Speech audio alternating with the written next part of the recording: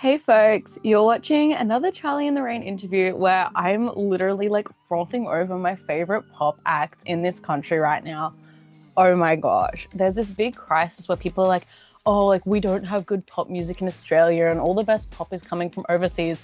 Nah. I'm joined here today by this artist making like nostalgic pop type beats. I'm obsessed. I'm joined by Gadigal based artist and like extraordinaire, really. I feel like we can say that. All round extraordinaire. Jazzy Dale, how are you doing today? Hello, I am so good. How are you? I am also so good. I'm so excited to chat because I've had your new single on repeat. So I'm giving myself space to nerd out about it right now. I love that. Oh, you've released it a couple of days ago, so it's still pretty fresh to the rotation.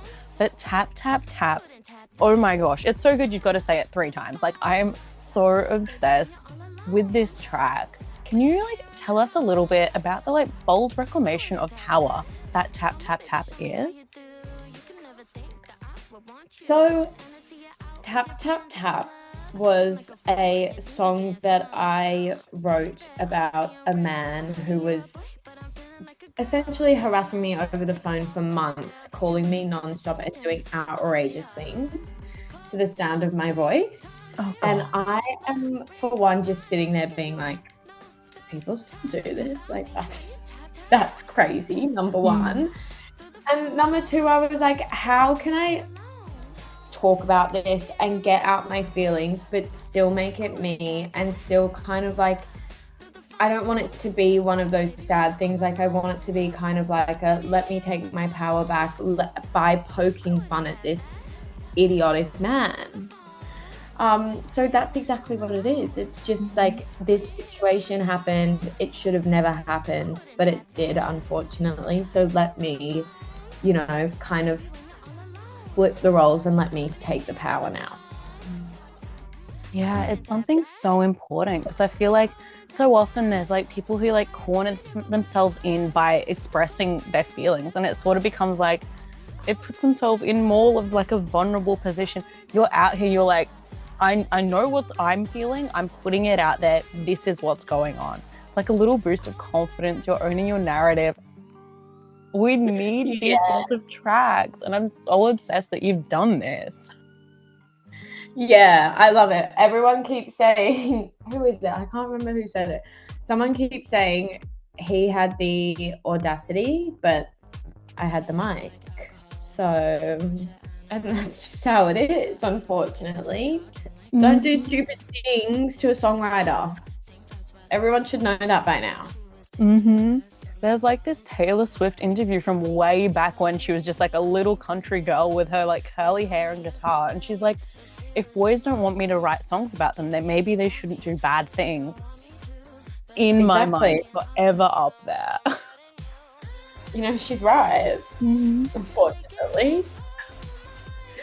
Yes. Oh, tap, tap, tap to me is really just like, it feels like an older sister or like an older cousin or something, like talking to you and being like, hey, like, this isn't right. This is what you're gonna do. It's sort of like, you know what I mean? It kind of feels like that little bit of wisdom being passed down in like, that's not what you get when you first listen to it. But the more you listen to it, it's like, oh, you're actually like, you're setting a boundary for other people to also like put up that same boundary. I love that so much. Can I ask, like, for people who are listening to this track, what are you hoping that they can take away from it into their daily lives? I think, if anyone's going to take anything away from this song, it's my one thing is things happen. It's okay to feel certain ways. It's so, so, so important to be able to vocalize how you feel and stand your ground. That's Mm-hmm. one thing that I have struggled with for so many years is actually like standing my ground and like just like my standards. Mm. Like some things just aren't acceptable. And it's okay to be like, hey, hang on. Yuck, disgusting, yuck. And, it's like you need to vocalize it.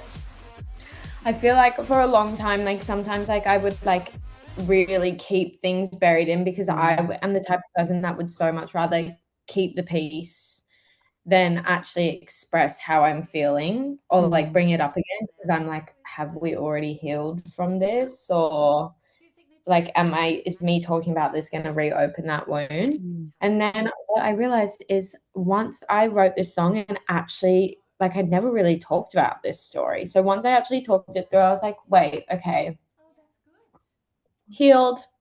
I was so angry for like so long. So it was actually really nice to talk about it with Ben. Yeah. I feel like that's such a thing where it's like at the start of every new year or like at all these big turning point things, people are like, I'm going to stop being a people pleaser. I'm going to speak my truth. But then that kind of like disappears. No, speak about it. If it's inside of you, it's not going to do any good. Get it out there into the world. That's so important. Yeah. Yeah, seriously. But it's taken every year. That's my thing. Like, I am one of those people, like stop people pleasing, like talk about my feelings, stand my ground. And I think it just got to a point where it clicked and I was like, okay, like I actually need to start doing this and I need to start like if someone does something shit, you probably deserve to have a song written about you. Not my problem. Oh, I love it. So we know exactly, like in our heads, we can all see the type of people that this song is written about. I'd love to ask when fans are listening, whether it's pressing play for the first time, whether they're like on repeat, like I ended up on repeat the other day. I was fully just like in the zone. I'm like, okay, I need to hear this again. I'm getting into it. I'd love to ask, what's the ideal experience? Where are we? Who are we with? Set the scene for us while we're like reclaiming our power over this type of real dodgy person. Like, are you talking about like when we're listening to the song? Like, what are we doing in real life? Like what's the scene where this song is playing? What's going on? Where are we? This is such a like getting ready type song. Like I'd either be if I'm really feeling myself, I'd either be getting ready to this song or it'd be like one of the songs that I listen to once I'm ready so I can hype myself up if I'm not really feeling it. Like I love this song.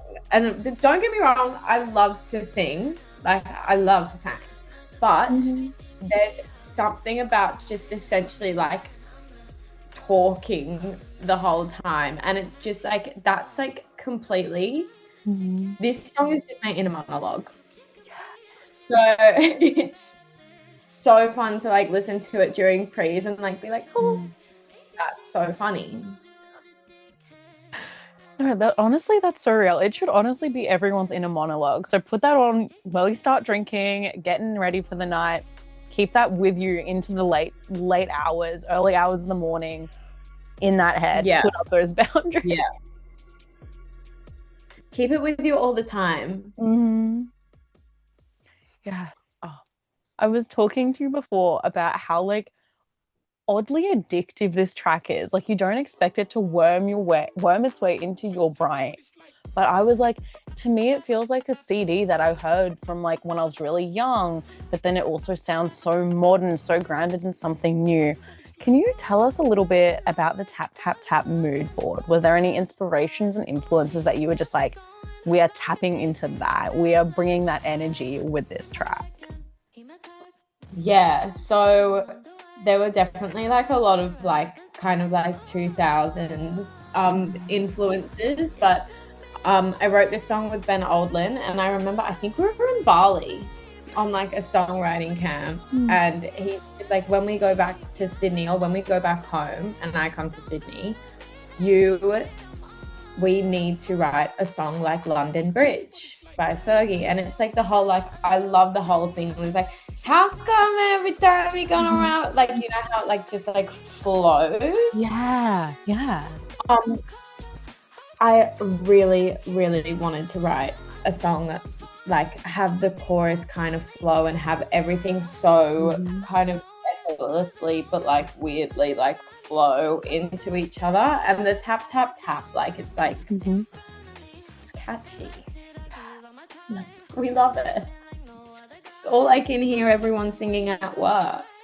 But I also think the influences like from the 2000s and like London Bridge by Fergie, which is such an iconic song. Like everyone should know that song if they don't already.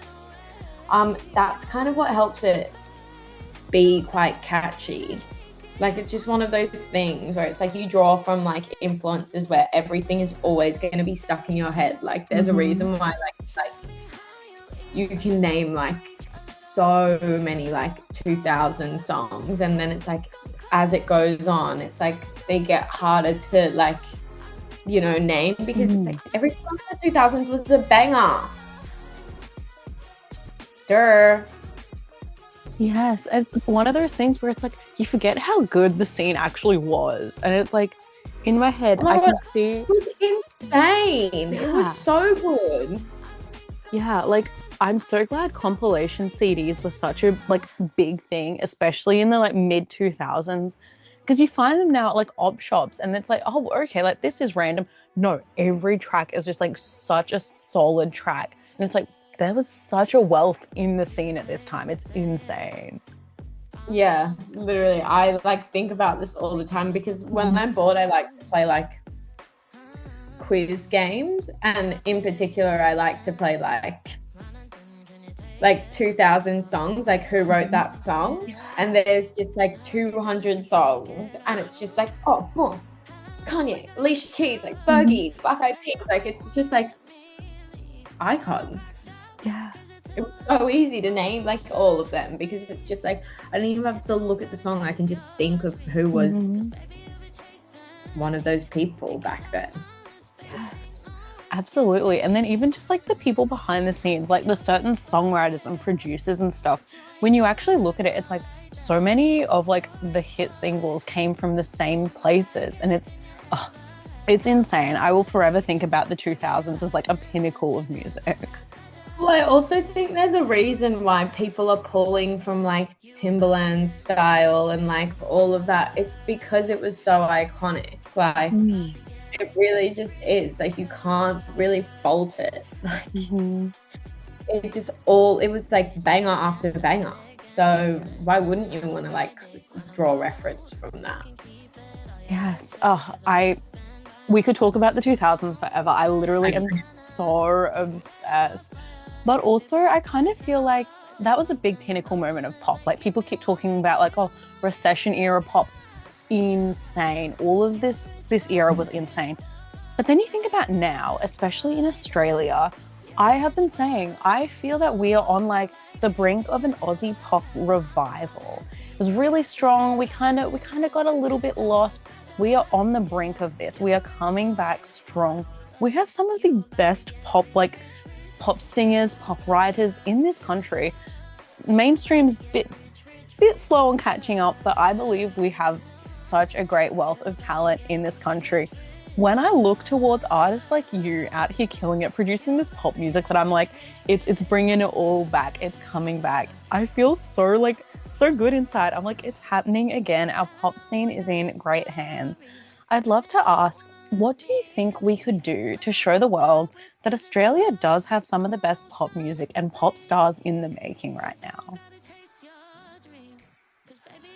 I think that we all have to learn to support each other. And like I saw a video of, I can't remember who it was the other day, saying like, don't knock someone for trying something different. Like if you're going to be the person who's like, you know, kind of like laughing behind the back of someone trying different, then like that's really sad. Seriously, it is.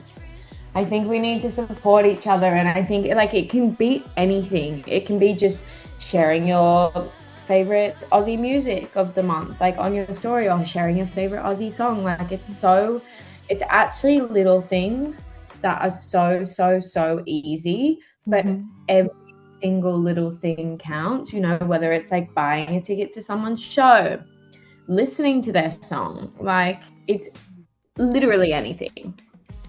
It all helps because we're struggling out here. Yeah, it's such a thing that I'm like, social media is so easy. You have a hive mind of like-minded people right there in your phone. Talk to them, tell them what you're loving because they're gonna probably love it too. And it's such a tool Yeah. people aren't using. Message an artist. Like, I've gotten into this thing where I'm like, if I listen to a song more than 3 times in a day, I'm messaging that artist. I'm being like, hey, like, obsessed with this song right now. I've listened to it 12 times today. Like, it's free. Oh, I love that. That's so nice. And that could make anyone's day.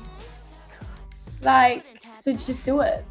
Yeah, it's so easy. It is actually really, really, really easy because everything is on our phones. So it is so easy. It's all in one place. Yeah. Yes. Oh, I love it. Well, I'd love to ask then, with all of that being said, how can we best support you as fans of your music, people who have been around for ages, people who are just getting in there now? What can we best do to support you and get the word out about your amazing music? Um, I don't know, like anything, like whether it's just like following my Spotify, following my Instagram, like TikTok, like anything. Like I so deeply, you don't understand. I so deeply like appreciate like just like the really little things. Like the other day, some random person like reposted my like reel, and I was like, they love me. I really felt loved. Yeah. It doesn't take much to make me happy, honestly. So. You can Okay. even text me and tell me that you like my song if you like it. You don't have to laugh. It's okay. So, like, number one thing, if anyone's watching the interview, go repost Jazzy Dale's latest post. Go do it. I'll What are probably you waiting reach for? out to you personally. Like, I'll Yeah. tell you that I feel loved. You're making me feel loved. Thank you. Oh, I love it. And speaking of your recent post, I'm gonna take like a deviation back to the tap tap tap world. Your visuals that you're doing to surround this sort of era, this track, I'm obsessed. You're in like the boxing ring, you've got the boxing gloves. It is such a vibe. I literally have a poster up here for the movie Bottoms, which was all called sort of like that like fighting like feminine thing. Obsessed with that energy. Yeah. Can you tell us a bit about these visuals, a bit about this like visual world you built around tap tap tap? Um, I absolutely love the visual world that was like I can't even like deny it. I'm so happy with this like work. Like I'm like screaming it from the rooftops. I was like showing everyone, I was like, guys, look, it's me. Um I work with Adam Saunders from Killer Creative, and I was kind of just like, I think we sat on a Zoom meeting and I was telling him what the song was about, and I was telling him like we were kind of talking like, oh, how does that make you feel? And I'm like, I was so angry. I was like, oh, like I just want to beat a man up. Like I'm not kidding. Like I want to beat this guy up. Mm-hmm. I probably couldn't, but like it'd be like a fun like thing if we're doing it fake. Like it'd be a fun thing to like, you know, give that a go. And yeah, like I mean like the CCTV, it was like kind of like playing on the idea that he was kind of like harassing me and like stalking me for months, and like and it was like it got to the point where I was so sick of it that I just like slapped him into oblivion into the boxing ring. And I got to have my shot. It was actually really therapeutic, can I say. My gay best friend, Augie, was my extra in the music video. And I fully, like, something in me flipped. Mind you, I don't really act, but I was an actress this day, seriously. Like, I actually can't. Like, I was screaming at Augie, being like, you're sitting there doing this, and he's like, whoa, is this serious? I don't know, I'm getting a lot of pent up anger out here. But overall, like the theme was just very like super like kind of like bad bitch, taking back power, like, it's kind of like, like this beautiful thing of like, I had this like really like pretty eye makeup and all of that stuff. And it's this beautiful like balance between like, taking back your power and taking back control and also being so like, just like feminine, like, and just like being able to be that. Yeah.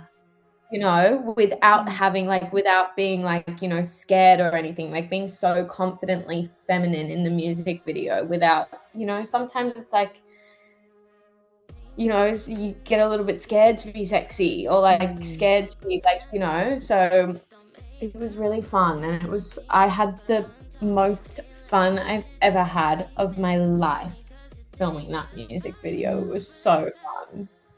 That comes through because it looks so fun just to look at and just to be like, I can feel your energy through the screen. You're getting in there.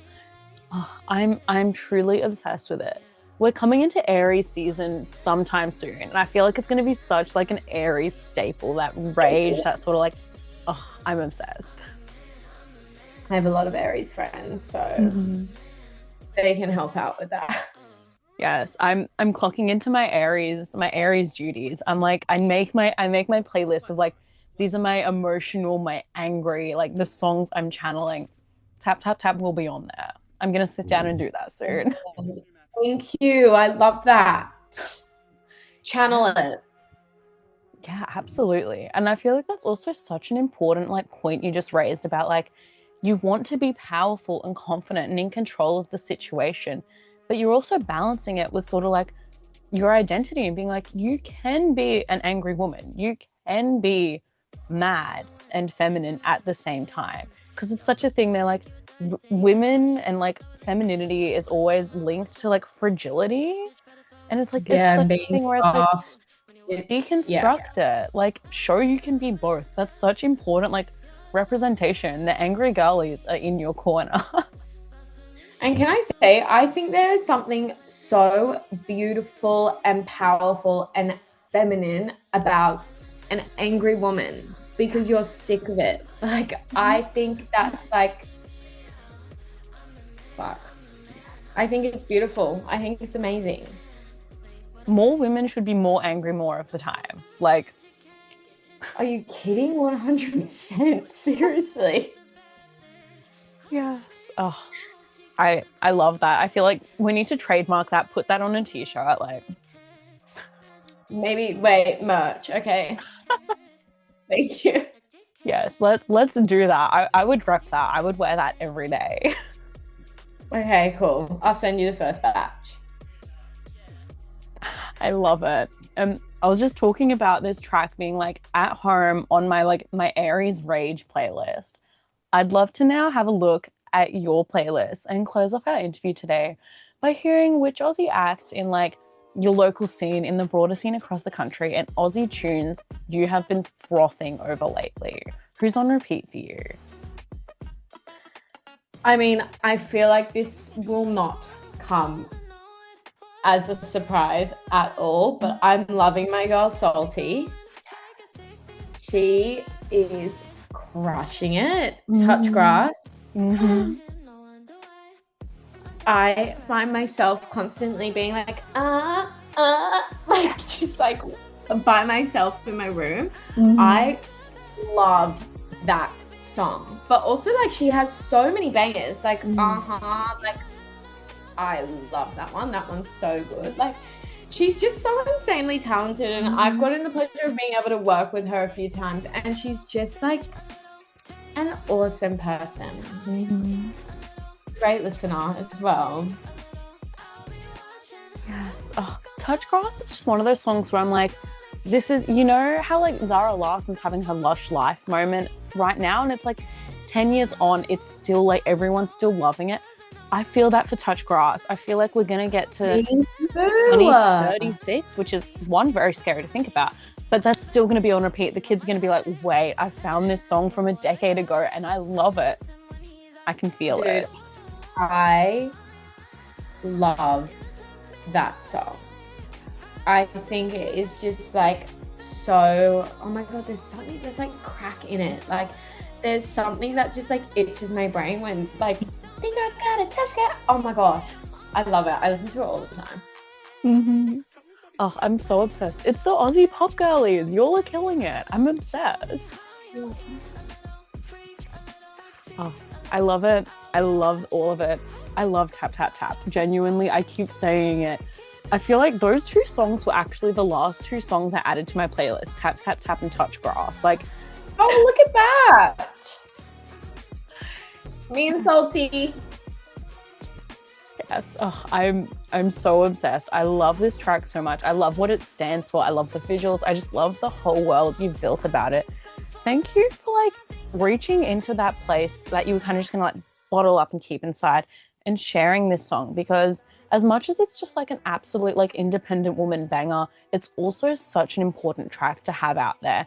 And I really hope some younger people are going to find it, or some people who really need it are going to find this track, and it's going to do things. It's going to empower them. I can feel there is going to be so much that comes from this track. So thank you for sharing. Thank you for having me. Thank you for listening and liking it.